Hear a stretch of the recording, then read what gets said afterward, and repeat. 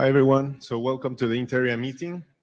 We have a very packed agenda that got modified at the last minute, so we're going to be running very tight on time. You want to go? So this is the note. Well, we're going to show it for like a few seconds, and just so that we showed it. So you know what this is. So go ahead. Thanks. So thanks for Ian and Jinmei for taking minutes, and Mikhail to be the JavaScribe. So for the document status, like we have 2 active working group documents. So one of them was like GRE IPv6. It just got published as RFC 7676. And we have the tunnels draft, which is like just got updated in the last meeting cycle, and it's undergoing discussions on the list. And we have like 2 new working group drafts. That's the hostname practice and the ad hoc wireless comms. So these are adopted like 2 weeks ago.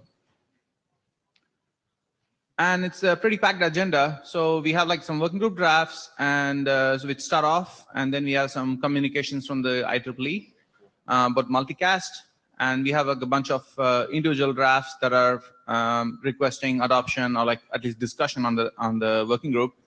And finally, we have another presentation from IEEE 802.15 for the logical link control. Okay, so thank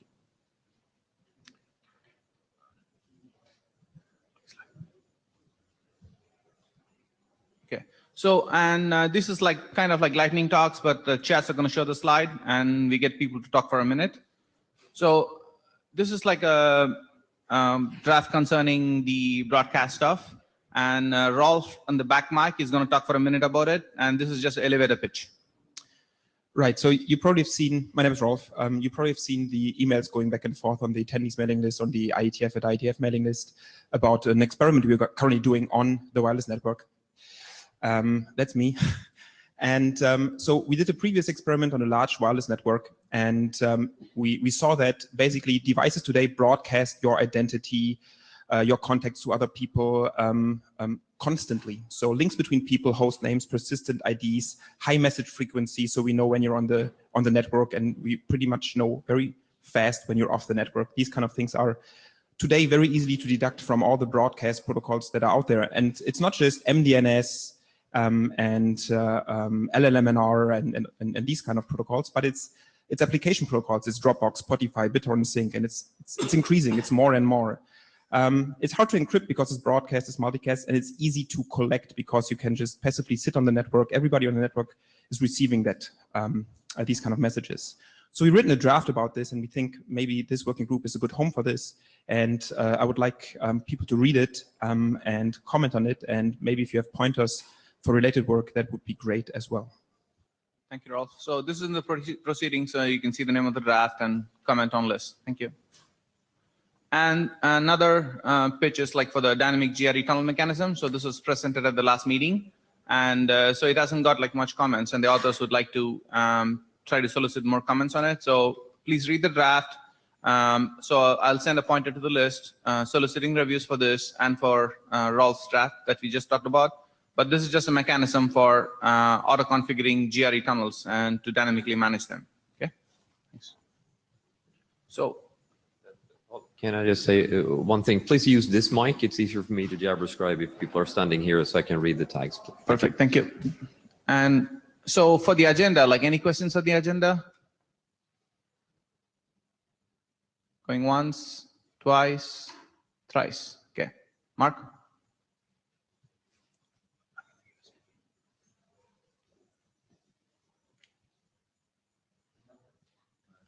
1 second. Just plug it in. Hello, everyone. Joe Touch couldn't be here, so you get to listen to me. This is a document that he and I started, about 10 years ago. It went through various iterations. It sat around sort of dead for a while, and then it was resurrected. I'm going to go over, just in case you haven't read it or haven't read it recently, I'm going to go through real quick the main idea, and then maybe if we have time for questions, we'll have some questions.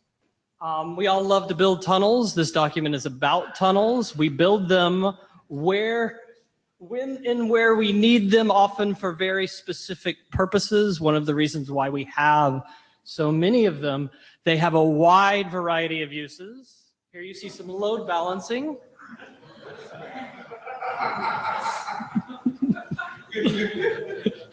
We got Dr. Black there. What goes in must come out of a tunnel, and oftentimes you don't have any idea what's going on to your packets while they're in transit inside the tunnel, which is both a feature and a bug, depending on what you're trying to do. But tunnels must be designed in such a way that we can fit what we want to put in them very carefully. Sorry, I hate not having a lapel mic. Mark, pick it up. Pick up the mic. Because I move too much. Pick I it can up. hold it. Now I feel like I'm doing karaoke. Man. All right, tunnels must be designed to fit what we want to put in them.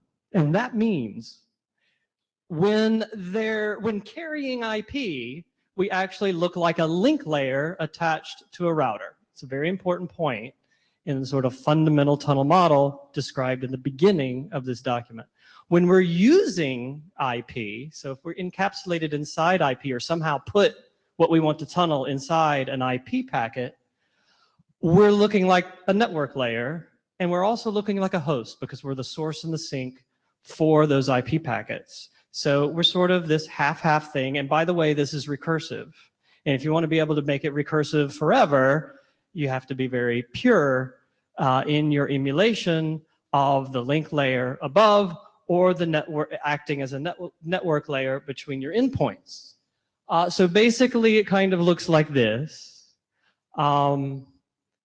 There's 3 links here. One of them is, well, 3 named links here. One is your traditional link, and again, it looks like a router here. This is your tunnel link. And again, we have a link here, and this is all the stuff that you're hiding. It might be just routers here, or it might be firewalls and God knows what. You can tunnel through DNS if you'd like. So that's the basic concept, which is the beginning of this document. This document went through a major rewrite since the last time, since IETF 91. We actually published this in July. And so basically it describes this model at the top as sort of, here's where we start.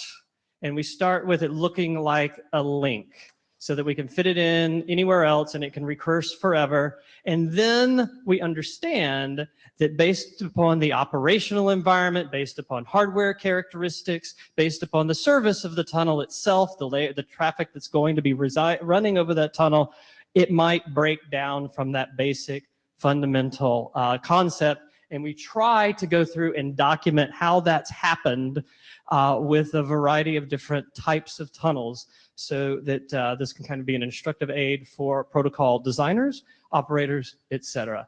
So we had the complete revision. Lately, there's been a lot of discussion, particularly about MTU, and Fred will be discussing, I suppose we'll bring that up when he talks about MTU later in the meeting. And this is our to-do list. So we've got a variety of things that have come up on lists. Thank you for the discussion. Please bring more. In particular on the list so that Joe can hear it. He's been doing most of the heavy lifting on this document. I've been now doing pretty pictures and discussing it. And maybe even on before the next IETF, I'll do some real live edits on it. But anything on list is helpful because Joe gets to see it. We have some questions about how this relates to existing RFCs. This is an informational document from Pekka Savola that we sort of expound upon. Do we need to update 2473 here, et cetera? And there's various clarifications that are in the queue. This is Joe's note that revs are off cycle actually to encourage on-list discussion because, again, he typically can't make it to an IETF meeting because he doesn't have funding for that. It's just not in his sort of day-to-day things that he does. If there's time for questions. Yep, go ahead. Yes. David Black as Transport Area Working Group Chair, TSUWG. So I've had discussion offline with Joe and want to pass along the conclusion. There are various kinds of tunnels.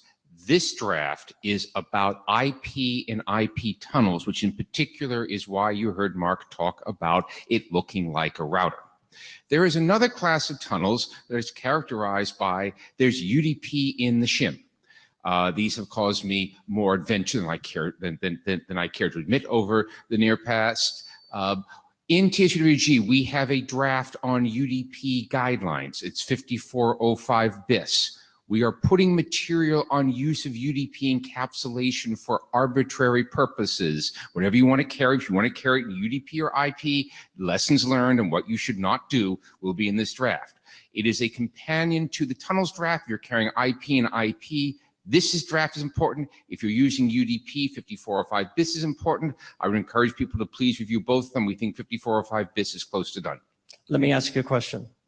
Actually, the document tries to capture IP, foo, IP, okay? For example, an L2TP tunnel or a GRE tunnel, or pick your favorite, Lisp tunnel, pick your favorite whatever that's got between IP, that has something between the IP and the IP. And now it doesn't mean it tries to also include all the UDP and considerations, but I think that there's a little bit more of a marriage between these two documents than maybe you're thinking. I believe there's a marriage between them. It's one of the reasons I'm standing at the mic in int area. Yeah. And the place where I think we're drawing the line is as follows. IP and foo and IP is the focus of this draft. When foo is UDP, there are certain things about UDP that you must understand. For example, you get to go battle the checksum in IPv6 networks. That's going to be over in the TSVWG draft. In addition, everybody and their brother seems to want to encapsulate, you name it, in UDP over IP.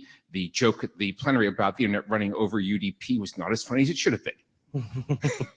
Great. We need to make sure we reference one another. Lines cut at Lucy. Thanks. Lee Howard. So I'm not sure that on the list of things to do is actually finish writing it, because there are an awful lot of placeholders still to be written. Yes. Would you like to help? I'm still, I'm thinking about it, but my concern is I'm still unclear on exactly who the audience for this document is.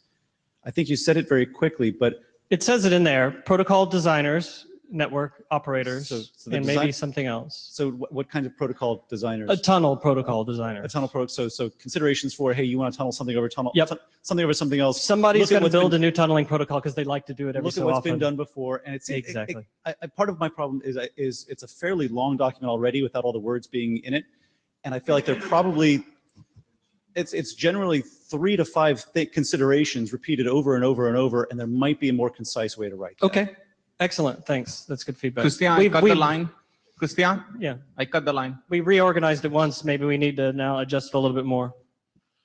Fred Templin from Boeing. I just wanted to say that the UDP is one example of what can be included in foo. Yep. So the document that David's mentioning, if they try to say the same things, I think they could diverge in dangerous ways. So I just want to be sure that UDP and foo is one of the examples of foo that could be in the encapsulation. That's a good point. I think that the tunnel generic aspects hopefully would be captured here, and the UDP would be more specific to UDP, like, oh, there's a checksum thing, as David mentioned. David Black, what Mark said, if you're running IP in foo over IP, then this draft is what is required, including telling you how the inner IP behaves. Considerations specific to UDP and considerations that would apply when the inner payload is not IP go in the TSVWG draft, and that's the operating. That's right now the operating demarcation that Joe and I worked out offline. That's what we're going to try to carry forward. There's a goal of avoiding duplication, but there's a pile of stuff about UDP that's got to be said because people are running into it repeatedly. Thanks, Dave. Excellent. Lucy, make a point quickly. Thanks. Yeah, Lucian from Huawei. I think this document make a very good backward compatibility for this architecture perspective, saying, yeah, the tunnel form a link for this overlay network. However, moving forward, there's kind of an application doing this kind of metadata, all those things, make the link have a more, the property there. I don't know how, if we are insist this tunnel just act exactly as traditional link, we may miss something. We may need to think about, this link maybe have more property, for like a link location or those things expressed in the metadata form. Okay. Well, links have been around for a long, long time, and they look, they have some common properties to them, especially when you're talking about how they express themselves in the adjacent layer of IP. If we want to expand the notion of what a link is, then I suppose this thing becomes obsolete. But I don't think that's absolutely necessary. Hopefully we can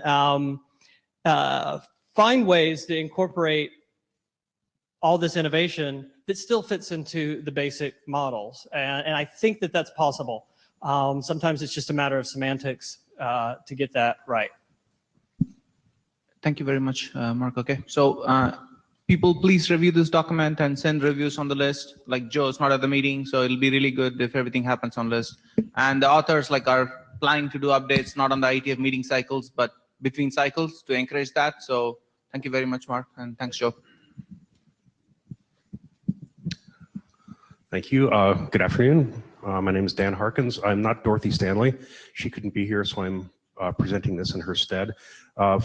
Sorry for the weird format of this. This is a IEEE document, and this is the format that everybody has to use, so we don't get to do clever pictures like Mark. This is... sorry. So the reason I'm doing this talk is because there was a meeting between some IEEE and IETFers, and the IETFers were asking why multicast was so bad on wireless and wanted to know a little bit more about how multicast works.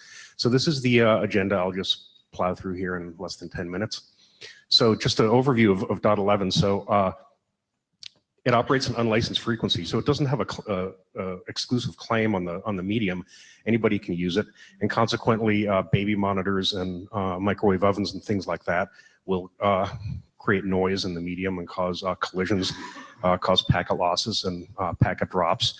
I'm sure everyone's experienced this. You're walking around with your phone or something. You walk behind a steel reinforced pillar and your Wi-Fi signal drops. So there's a lot of ways that you can get interference and packet loss. A thing to note in that .11 unicast traffic is acknowledged, but multicast traffic is not.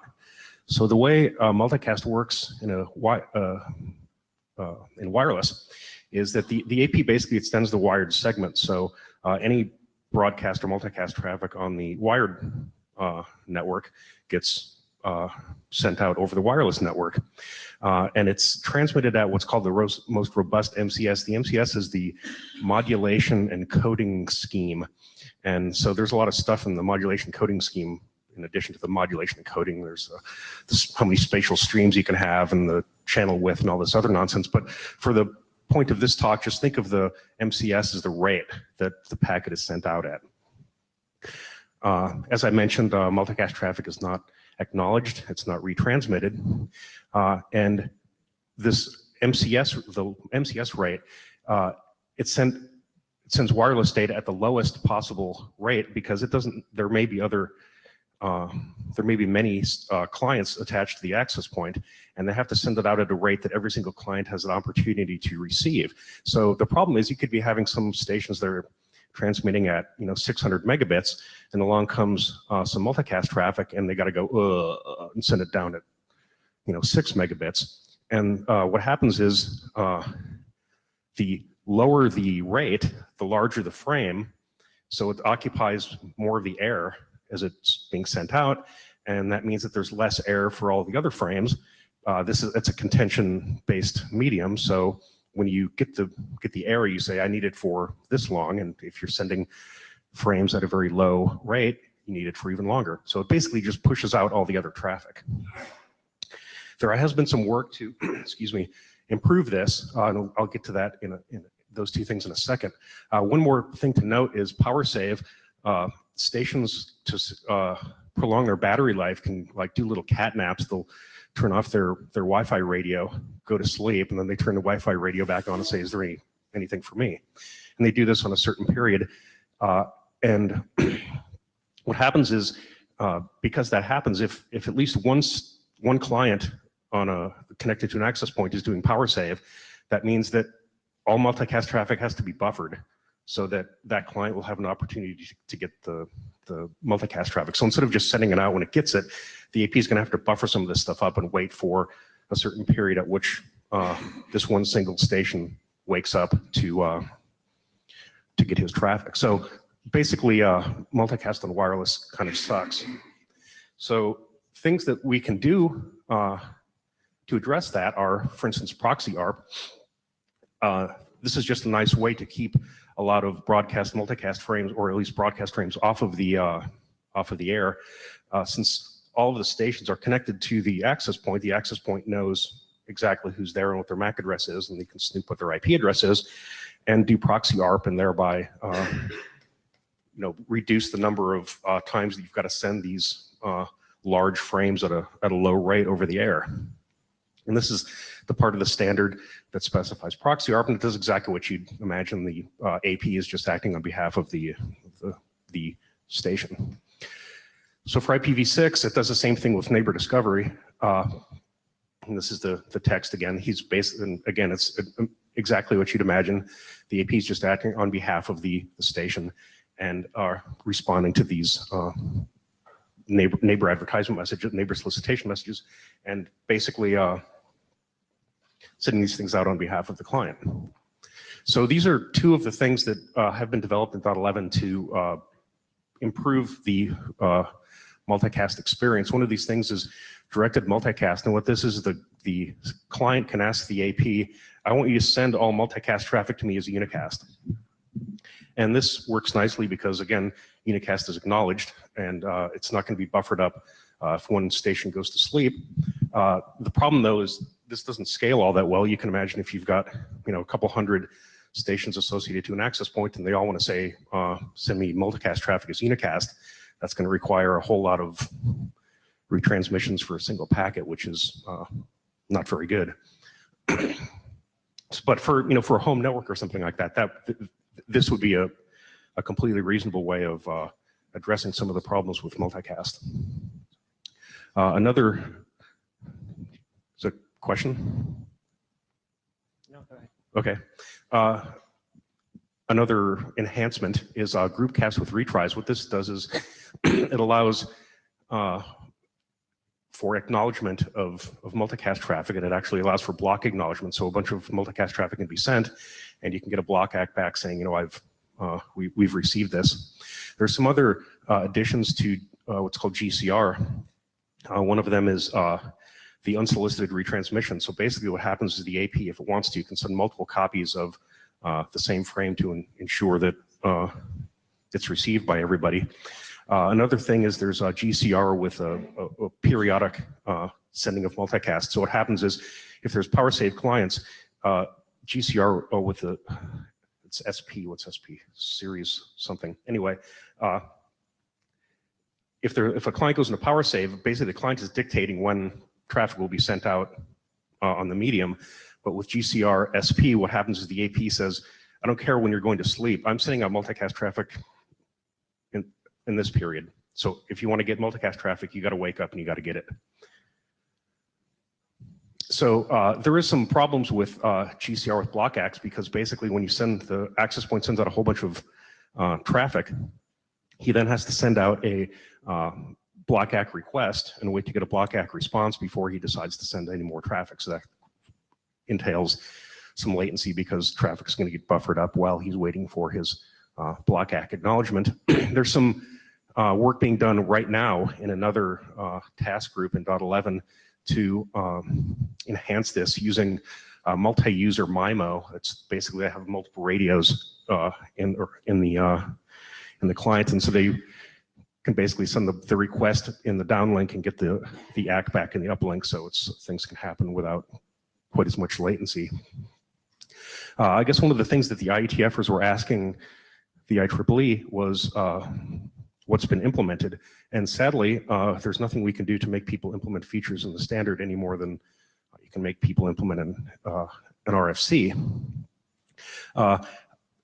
Proxy ARP and proxy neighbor discovery have been implemented widely for enterprise-grade systems, but if you go buy an access point at your local Fry's or whatever your local country's equivalent of a electronic store is, you buy some D-Link AP, it's probably not going to have proxy ARP in it. I'm not aware of any GCR or DMS implementations currently being sold. I have seen a GCR implementation, but that was a university implementation.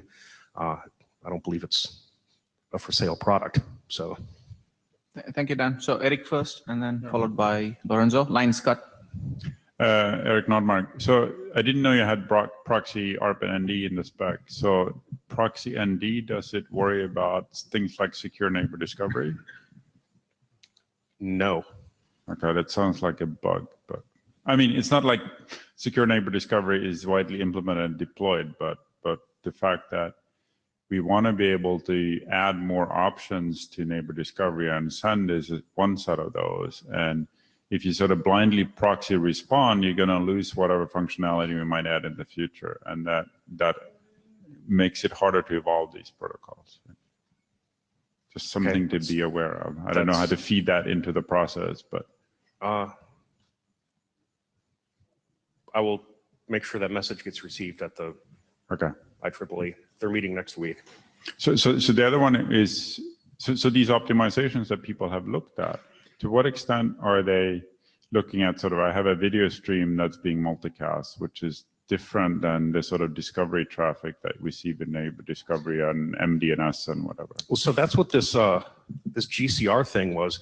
It was the way .11 works is they form a group and they make an amendment to amend the standard, and the group that amended that put GCR in was dedicated towards video streaming. So the GCR implementation I saw, they were doing high def video, and it looked great. So they have been doing that, but again, unfortunately, I don't know anybody that actually sells product that does this. But even if they did, could you use it for like multicast DNS or something, where it's not a stream of things, it's just that you want to somehow make the delivery of those packets be multicast DNS is another problem, and networks melt down when people are doing, especially like universities and stuff like that. Every fall we get calls from universities saying our network melted down. It's like everybody came with 5 new iPads. Thanks, Lorenzo. So from the perspective of somebody trying to make trade-offs between unicast and multicast, a couple of questions. You said that unicast might be 100 times slower. Sorry, multicast might be 100 times slower than unicast, perhaps. I don't remember saying 100 there times. There was 6 versus 600 megahertz. 6. Oh, that was just an example of if you've got a station that's when they connect, they're at different MCS rates, and you want to optimize for speed. And so if you can get a higher MCS rate, if you could do 600 megabits, you're going to try and get 600 megabits. But the problem is when a multicast frame that arrives, well, it doesn't necessarily need to be 600. It could be 100 or it could be 54 megabits. The issue is that multicast is going to be sent out at the lowest possible MCS. So let me ask a real question then. It's not really 100 to 1. It's basically just the lowest common denominator, which sucks. So suppose for example that I had a multicast packet and it was small, and I wanted to send it to a lot of people. How many people does it need to go to before it's worth sending it out multicast as opposed to unicast? Because if it's, for example, if it's simply 100 times slower, then I have more than 100 devices on the link, multicast is better than unicast. Very, very simple. What sort of rule of thumb could I use as a protocol designer to figure out what it might be? 50x, 100x, 20x?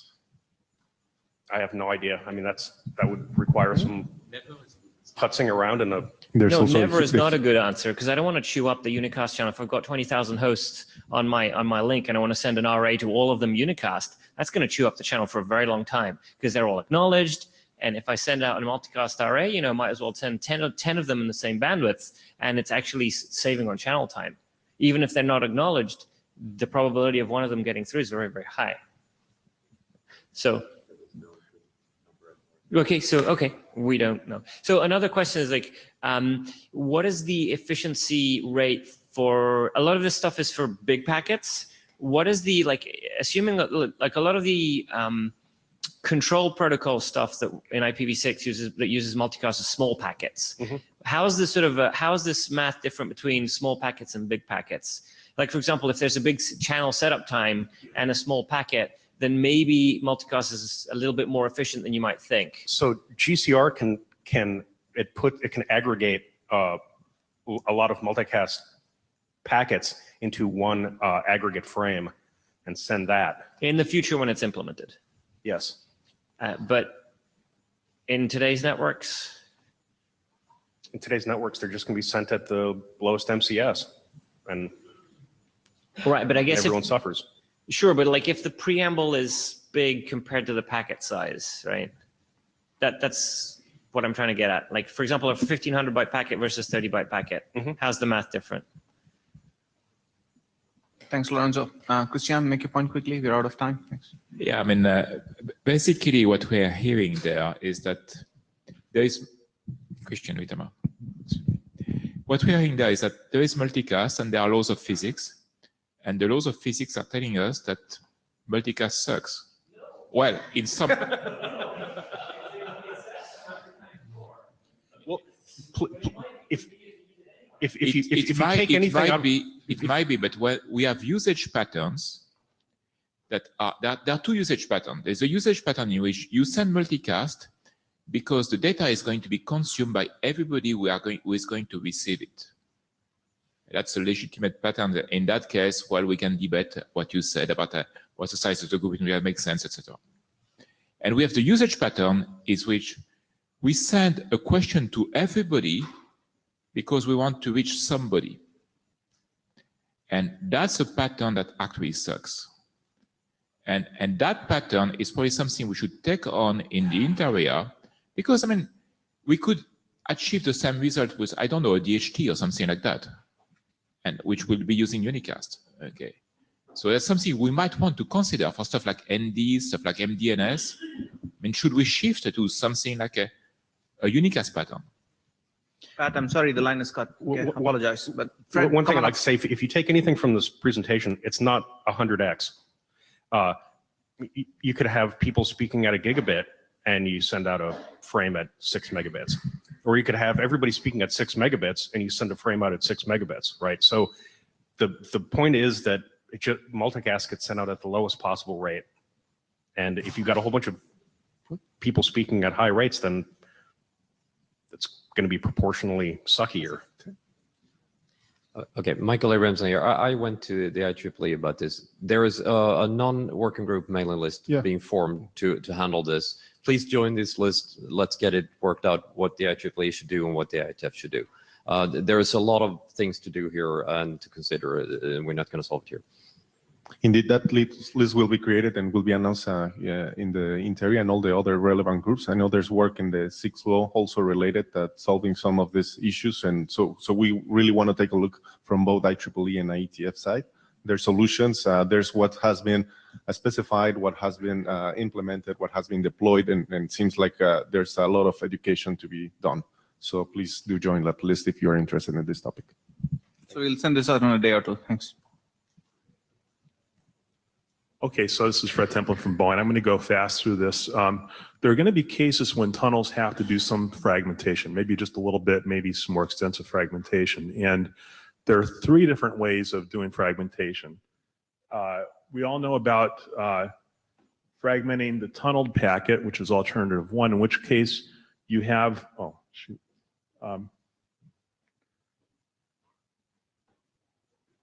I guess I don't have a laser pointer. In which case the encapsulating headers appear on each packet the inner IP header appears only in the first packet, and any shim headers in between the inner and the outer packet appear only in the first packet. But here we have some alternative one issues, things like the IP ID being too short and things like that, that make it onerous in some situations. You can have alternative two, in which case you fragment the inner packet. When that happens, you have the encapsulation header appearing in each fragment. And the only problem with this is that it's only allowed for IPv4. Alternative three is what's called tunnel fragmentation. With tunnel fragmentation, you have a fragment header not inside of the outer IP header, not inside of the inner IP header, but inside of the tunnel shim, the encapsulation shim. So the shim header will have identification and more fragment and offset values instead of using the IP header at the inner or the outer packet. And so this avoids all the issues identified for alternatives 1 and 2. It allows specifications of a minimum reassembly buffer large enough to reassemble a 1500 byte packet, which is a kind of a magic number in the internet today. And there are two drafts. The first proposes adding a fragment header to the GRE header. The second proposes adding a fragment header to the GUE header. Both of these are examples of tunnel fragmentation. The original concept was actually discussed in RFC 2764. And as Mark Townsley mentioned to me, it's also done in PWE tunneling. That's it. Thanks, Fred.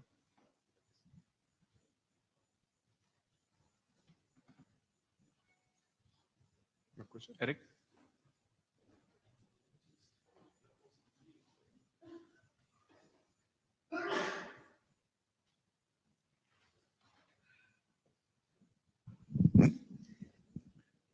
So I'll go through this quickly, but the whole purpose of standing up here is to get you guys to send mail on the mailing list. So since most of you are reading mail anyhow, you might as well go do that now.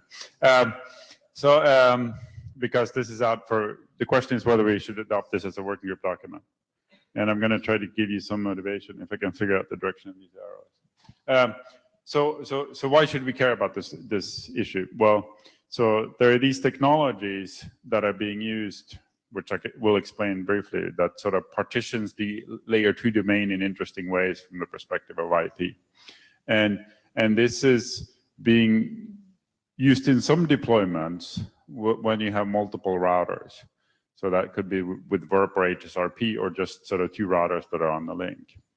And I think that, so there are some hard problems in this space. And even though these technologies, some of them are not that widely deployed, or their deployment might be limited, it might be that we will run into more issues here because people will want more redundancy out of the network. So there's something that applies both in the IPv4 and IPv6 space. So let me illustrate what one of the key issues is in this space.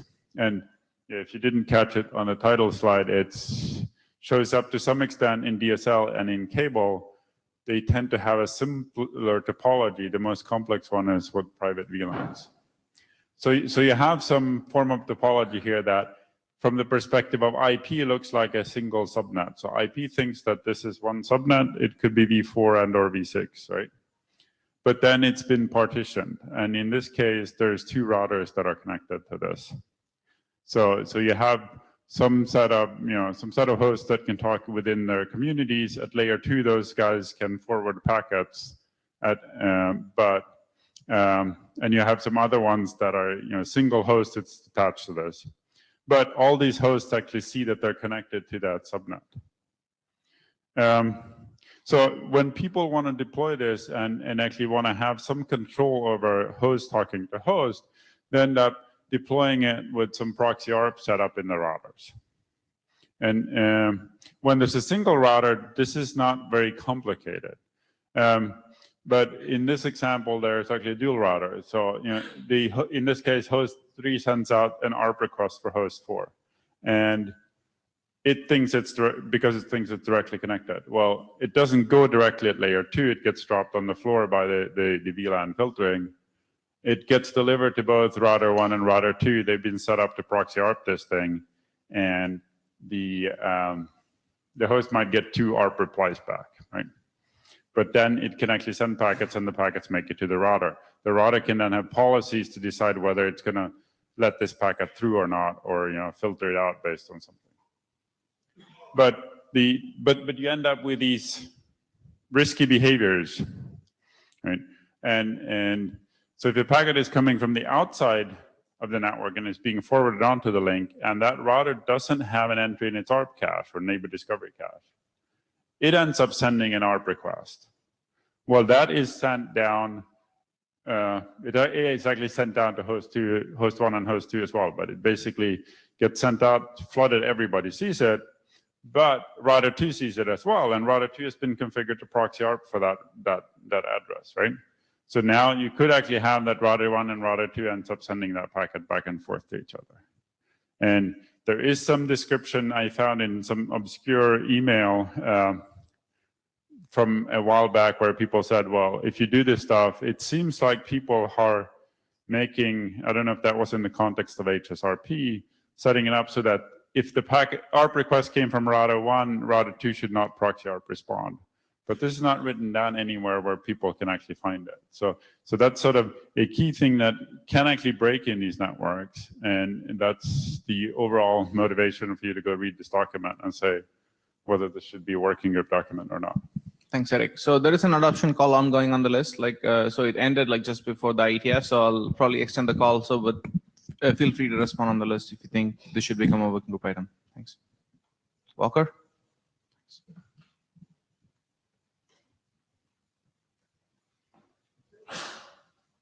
The mic's over there. You can pick it up. Thanks.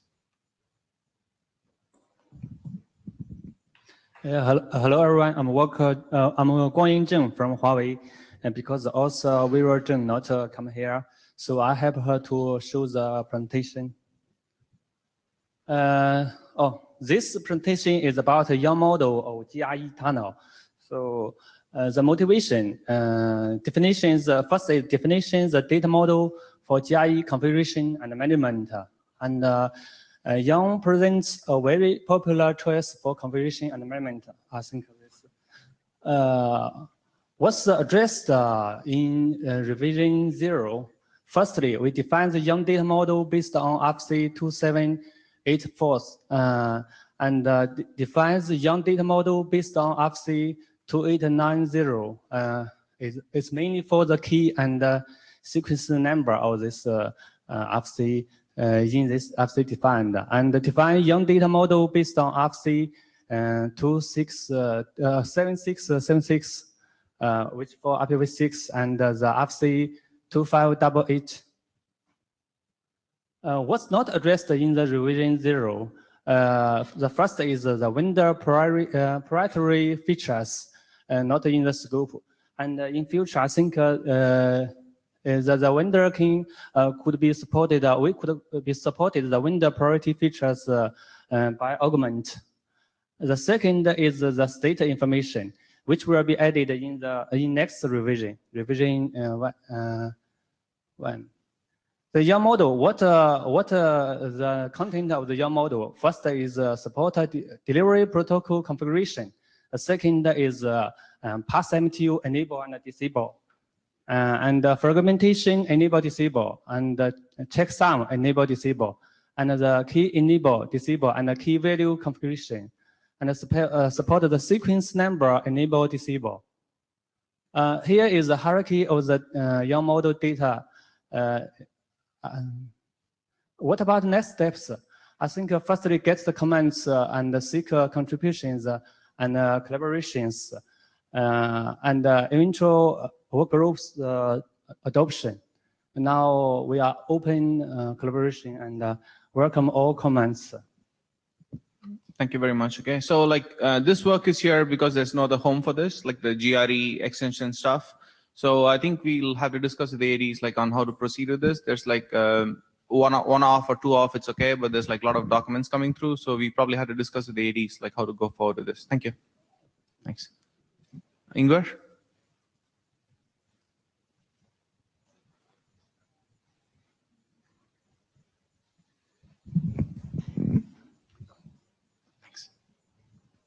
Okay, so this is another Yang model, and in the routing area working group, we were told to bring it here.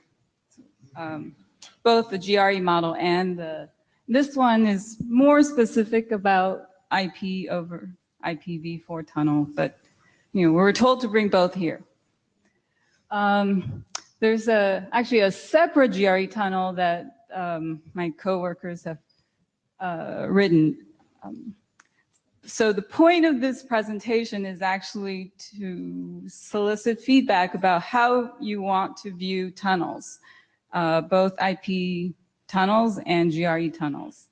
The IP tunnels I'm talking about are the IPv4 over IPv4, IPv6 over IPv4 auto, IPv6 over IPv4 manual. Okay, so the IP tunnel actually came from merge drafts. And we had, we're having a discussion about how you want to look at tunnels. Right now, there are two ways of looking at tunnels. One is sort of typed and the other is not. So the one on the right is, or left, it's separate lists. Each list has only consists of a single type of tunnels, and the other one is obviously a single tunnel that with a single list with all kinds of tunnels. So there are consequences of doing things differently. I'll show you in a bit. And there are also implementations of doing things differently. The first difference is the naming of the tunnels. Because the separate list is typed, you can have the first type of tunnel. I guess it's hard to see, but this is IPv4 and IPv4. That is named tunnel 1, and here you also have IPv6 to IPv4 that's named tunnel 1. Whereas you can't do this in this other organization.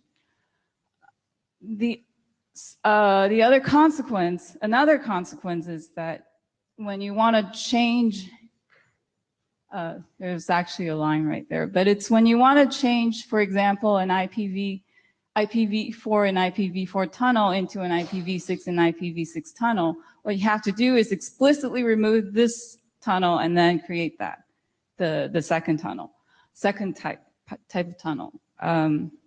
Whereas, again, with the other organization, the backend implicitly does that in a way. Like I mentioned earlier, when you look at the drafts, you'll see that they're very similar. The IP tunnels and the GRE tunnels, the Yang models are very similar. And so the question to you is, how do you want to look at tunnels? Do you want to consolidate everything into one, or do you want it typed, or whatever? And that's it. Yeah, thanks, Helen. Yeah. So, Dave? Time for a question? Yeah. You may want to look at how the IP tunnel nib works, where the management area already tackled. I want to make sure I didn't actually turn it off. Well, they already tackled this problem there, where you have one generic model and then extensions that are on a tunnel protocol by tunnel protocol specific type. And so you put all the generic stuff in one place and you extend in other ones. And so my recommendation would be try to follow that as close as possible, given that that's already a standard. Okay, that was discussed among all the authors involved, and so sure. Thank you. Thanks, Ingvar. So, send a mail to the list, get the discussion on there. So we don't know if we can take this work, but we can be the discussion forum for this. I think it's worth doing it. Okay. Thanks.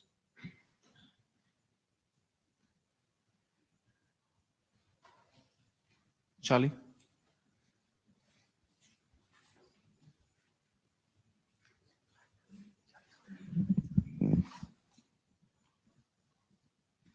Hello, I'm Charlie Perkins, and I'm here to present some information about a new effort in IEEE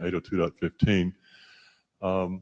Basically, the idea is that we wanted to provide a logical link control interface definition for 802.15.4, and this is relevant to several efforts in the IETF, and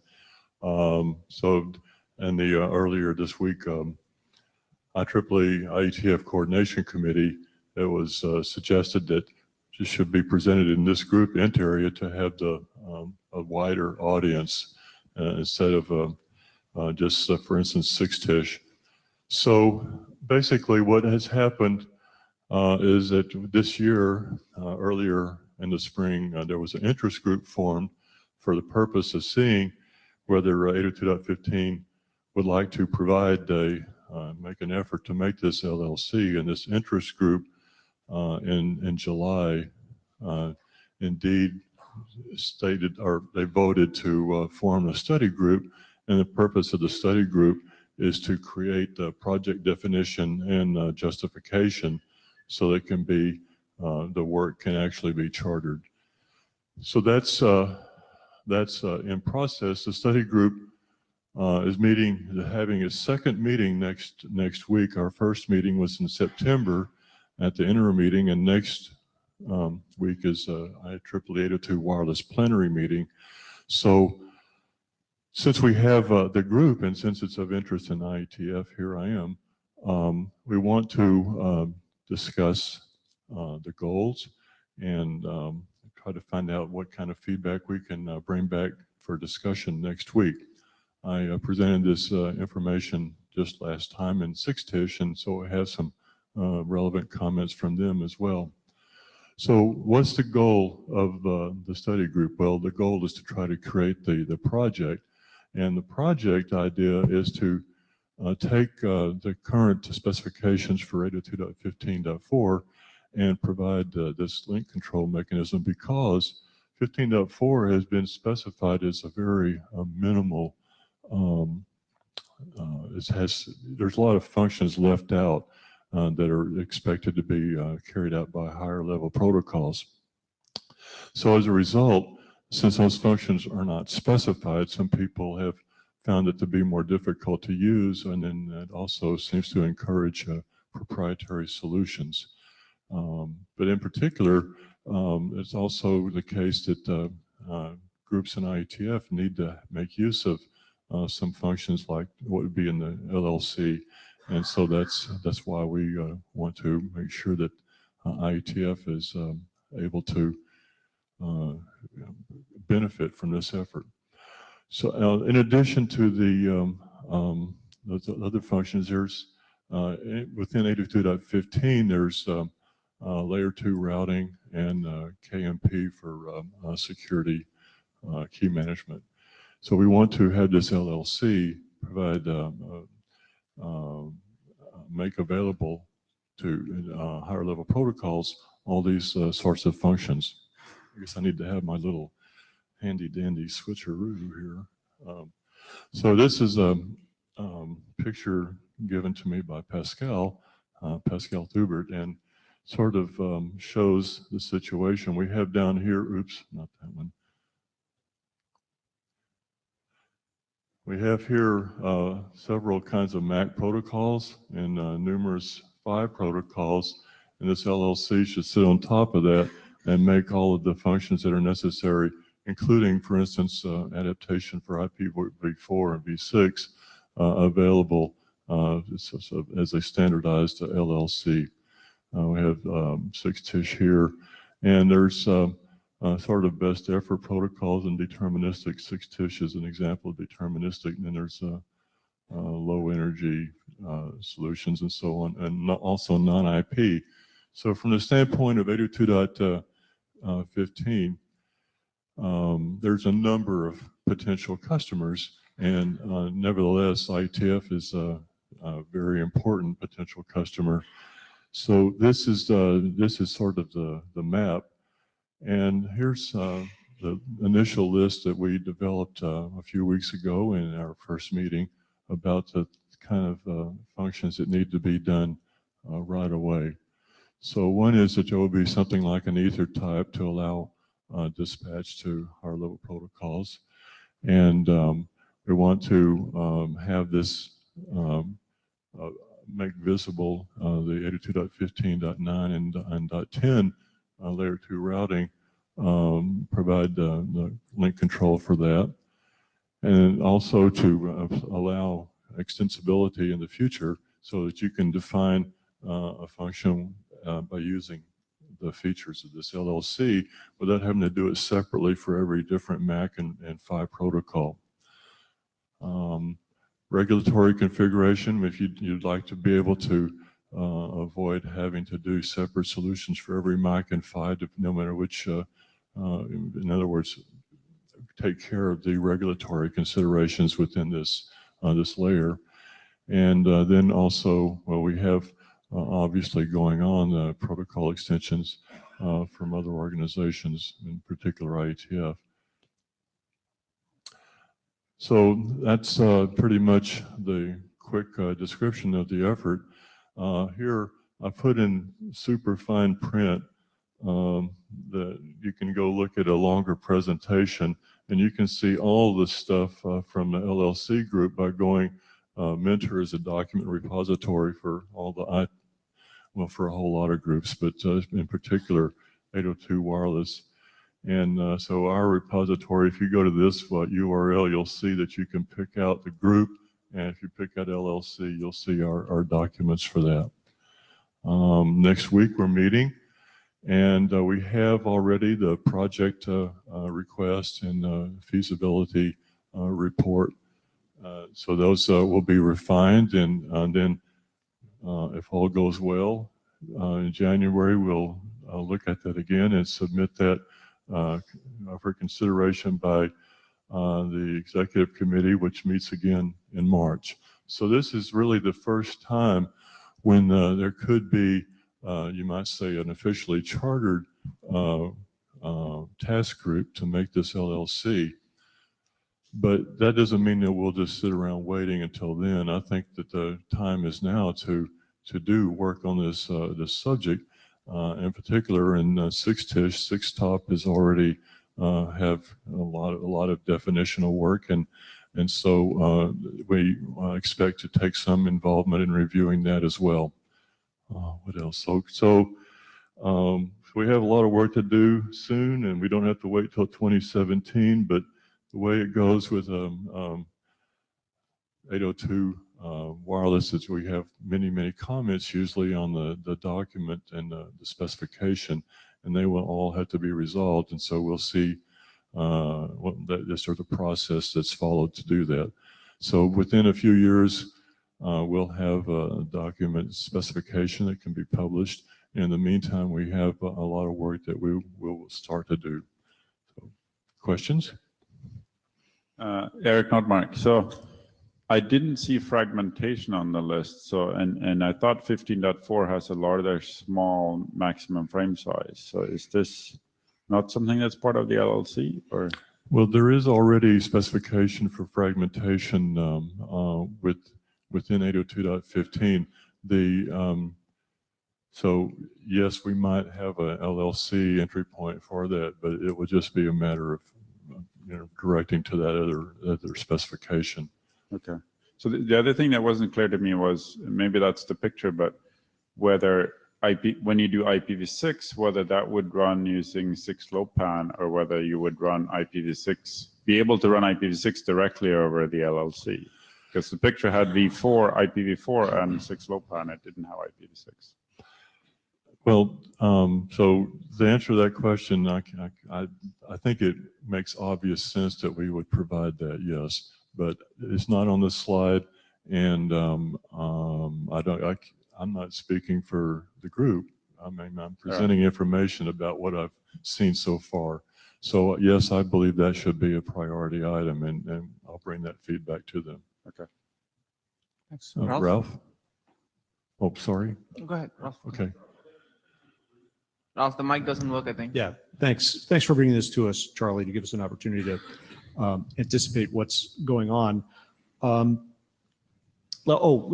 very first slide, you said something along the lines of, use of higher level protocols without changes. No, I'm sorry, it's the bullet up from that. Make it easy to use as 802.11 and 802.3, Wi-Fi and Ethernet. Does that mean the underlying network characteristics, the sort of network characteristics provided to IP will look just like Wi-Fi and Ethernet? No, it doesn't mean that. And actually, this is an editing error by me.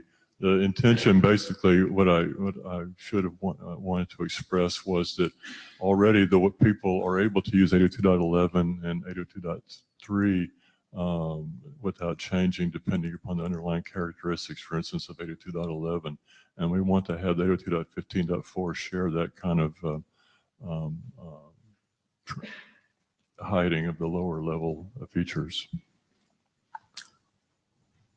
Okay, is that explained in more detail in the presentations? Because there's a gazillion different ways you could do that. But so, for example, will this LLC, if I have a mesh of 802.15.4 nodes, with this LLC, will that all look like a single link, and I can essentially get from any device on that mesh to any other device in one hop? It's not forwarding through the IP forwarding through the intermediate devices. You're asking about the LLC entry point for instance, layer 2 routing? Yeah, that would look to me like making an 802.15.4 mesh look just like a Wi-Fi mesh or a fat yellow cable in the ceiling. And I'm wondering if that's the idea or something different. And without going into the technical details here, where can I find out about that to give that feedback to the study group next week? So Charlie, did you understand the question, or? Pardon? Is the question clear to you? I believe I understand the question. Okay. So can you? So I think like Ralph's question is like, is this explained in more detail? So like, can you look at the slides and send a pointer to Ralph on the list about like okay, if it's answered somewhere? Like, because there's a longer version of the slides, right, that he pointed to. I think Right. Ralph's question is it being explained somewhere? But the longer set of slides is not answering your question, because I know what's in there. And so the exact, obviously we don't have the LLC yet, since we haven't actually started working on it, but we have some places to start from. And the specific answer to your question, for instance, you might want to say you want to have a mesh that is associated with the PAN ID or something like that. And we don't have that information yet, but that's the sort of thing that we do need to provide. Whether or not it fits in the initial list of priorities, I can't tell you. Okay, thanks. Okay. Thanks a lot, Ralph. Thanks, Charlie. And thank you, everybody, especially the presenters who kept to their time. So thanks a lot for letting everybody speak. Thanks. Have a nice evening.